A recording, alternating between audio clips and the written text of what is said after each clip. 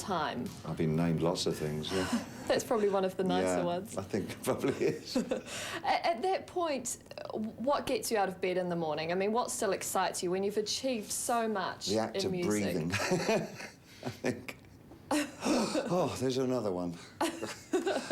That's 2 in a row. Right, I'm still good. So you get up and walk about and get some coffee. Do you still want to be better and do more? Is there still out there that you want to achieve? No, I don't have that kind of ambition quite in that way. I mean, I just like to make every day as good as I can. It's very important for me to make each and every show count and be as enthusiastic before I go on the stage as I possibly can be, so that so that the audience can take some of that away with them, which I think is what we've succeeded in doing this entire tour. I really wanted to do this tour in a major way, and that I haven't shouldered all this great responsibility of a really theatrical production, which means you're tied to a similar format every night. This tour has been played virtually on a night-to-night basis, that I've been able to choose the set lists as I've gotten into town, sit in the hotel. What should we do? Rebel, rebel, you're Tony Jazz.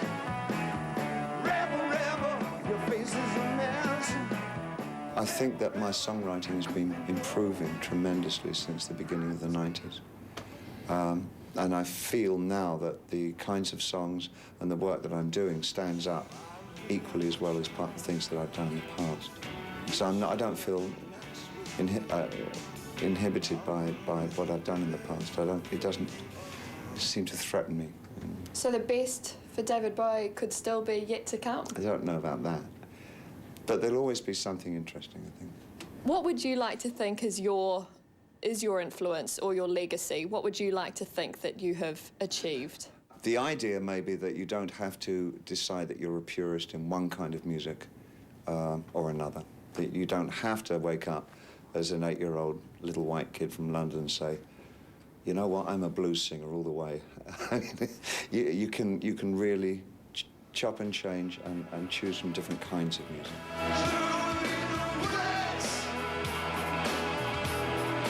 What's the best thing about being David Bowie?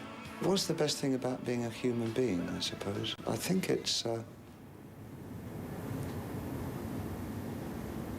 I don't know, going out for a swim. I don't know, picking up my child, giving her a hug. That's probably the nice things about it. Major Tom. Is it still, David, as thrilling for you standing up there now as it was right at the beginning? Well, I tell you, it is in a way. I mean, because it's such a simple show. It's just about interpreting the songs. And I'm really enjoying that this time around. I don't think I've ever enjoyed a world tour, which is a massive tour like this, ever. I think this is the most enjoyable one.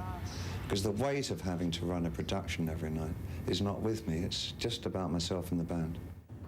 It's amazing, isn't it? There was an interview a while back with Kate Moss, who, I mean, you were doing stuff before she's born, and she's a huge, you know, she's absolutely in awe of you. Oh, so you've got this fan base she's a cutie. Yes. Yeah.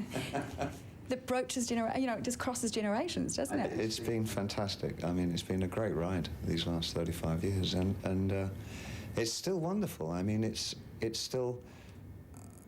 I still can't believe that I'm still as impassioned about writing and recording material and then going out and playing it in concert. It just flabbergasts me, frankly. I didn't expect it to be much cop after about 35, you know. That I wouldn't have that passion about it, you know. I'm just so thankful that it's approaching 60 and I still have the same kind of enthusiasm. It's probably, you know, it's changed its character somewhat. It doesn't necessarily want to just be rebellious for the sake of being rebellious, but I still get a real frisson when I discover something new in what I'm writing, and that I didn't expect to find. It's good, I picked the right career.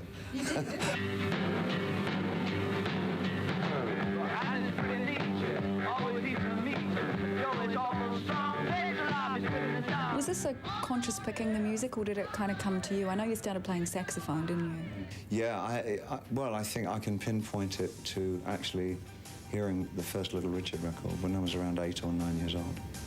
And I just wanted to do what he did. Well, I never quite did that. You didn't quite.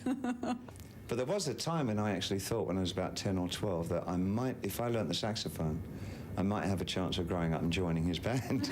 I really did. And now, I mean, for generations, for decades, you've been the one that other people have copied. And I was fascinated to read today, though, Ice Ice Baby. You know, it's from you. It's yours. Yes. Not sure if I want to take credit for that. Well, but I mean, you came up with the inspiration that's inspiring a rap artist, you know? I tell you what, it is lovely to get feedback from the younger bands anyway. You know, it's because we come across them all the time, because we still do a lot of festivals. And it's very, I think that's one of the most fulfilling things about maybe what I've been doing. I'm a mess without my little China girl. I read some lovely stuff about your love with Aman, and it was very... And you just said this one's different, and I wanted to know how you kind of knew. It just sounded so romantic the way it would be. I don't know why I knew, but I was obviously right, because we're going on our 14th year now, so it's a very long time. A very long time by most people's relationships, I think. Yeah. So it's particularly good for this industry, I suppose. But I don't think that's anything to really trumpet about. I think it's just, you know, the quality of life, you know, has got to be good, you know, and I think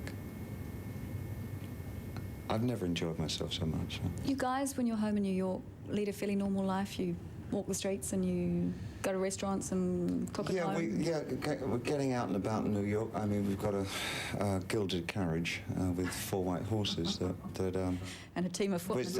Yes, the footmen are easy to look after, but it's very hard to garage the gold coach, you know.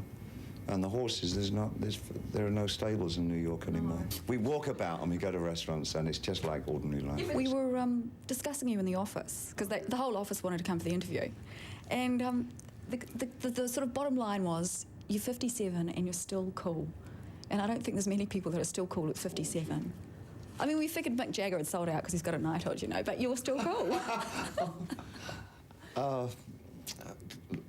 What am I supposed to say? I'm not quite sure about that.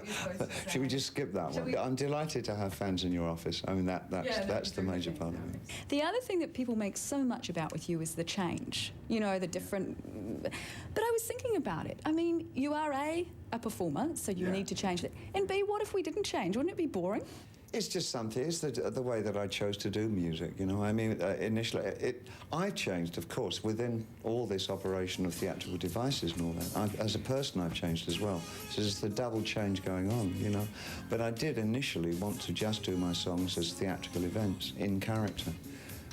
But so there were quite a few of those, you know. But I, in myself, have changed, and I no longer want to do that. So more and more, I'm just presenting myself as a performer. Pure and simple. We are very pleased to have you here. Oh, we have whatever guys you're in, we're very pleased to have you. A wonderful time here. There's such hospitable people. It's a delight. Charming, Mr. Bowie. I was wrong, actually. My director, Charlie's just told me the whole station wanted to go to the interview. Well, he and his wife, David Bowie and his wife, not Charlie and his wife, David Bowie and his wife, Iman, have a 3-year-old daughter, Lexi, Alexandria, actually.